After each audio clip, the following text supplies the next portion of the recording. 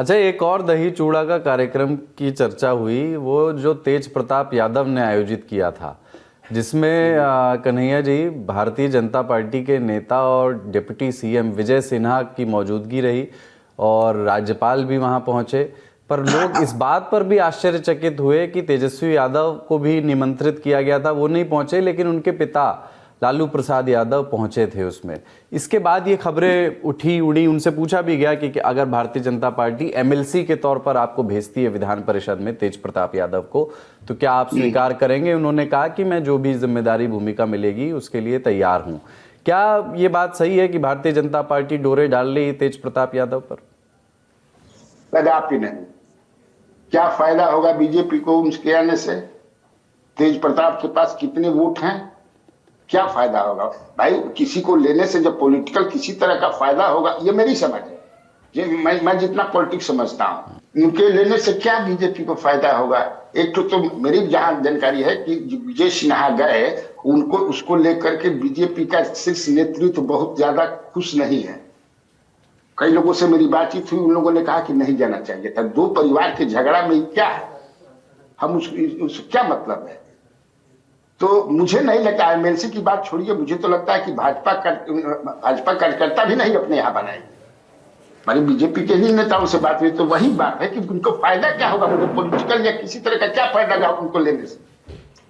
और जिस मिजाज के हैं तेज प्रताप, हाँ, उस मिजाज एडजस्टमेंट होगा बीजेपी में। और नेचर और सिग्नेचर तो बदलता नहीं है, वो बदल जाएंगे। तो मुझे नहीं लगता है कि कहीं ना कहीं से उतर के, हाँ ये बात हो सकता है कि लालू प्रसाद यादव चाहते हो कि मेरा बेटा बीजेपी में चला जाए, वहां एडजस्ट हो जाए। ऐसे बहुत सारे पॉलिटिकल परिवार हैं जिसका एक भाई इधर है तो दूसरा भाई उधर है तो तीसरा भाई उधर है, किधर भी रहेगा हाथ जो है दही चूड़ा में ही रहेगा पूरा परिवार का। ये हो सकता है। मुझे ना कुलदीप जी हाँ, बात याद आ रही है। मैं थोड़ा सा सर से मैं डिफर कर रहा हूं मैं इसमें। अच्छा ठीक, हाँ। देखिए, तेज प्रताप के पास अभी क्या है ना कि कोई ऑप्शन नहीं है। वो एक्सप्लोर करेगा ना, कुछ अपना पॉलिटिकल फ्यूचर के लिए एक्सप्लोर कर रहा है। अगर मिल जाए तो बीजेपी को कम से कम चिढ़ाने के लिए, एक साइकोलॉजिकल एडवांटेज के लिए, एक इरिटेंट फैक्टर तो रहेगा ना चिढ़ाने के लिए।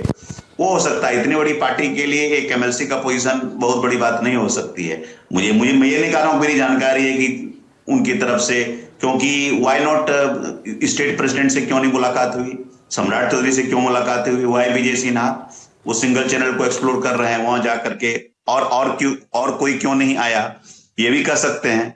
तो वो अपने हिसाब से प्रयास कर रहा है। और मुझे लग रहा है कि लालू जी जो गए, आप बताइए कि यही आदमी इन्होंने ही मई में, लास्ट मई में सस्पेंड किया था और परिवार से भी एक तरह से नाता तोड़ दिया था। वो जो फोटो वायरल हुआ था एक लड़की के साथ, तो इन्होंने संबंध स्वीकारा था कि हमारे साथ संबंध है।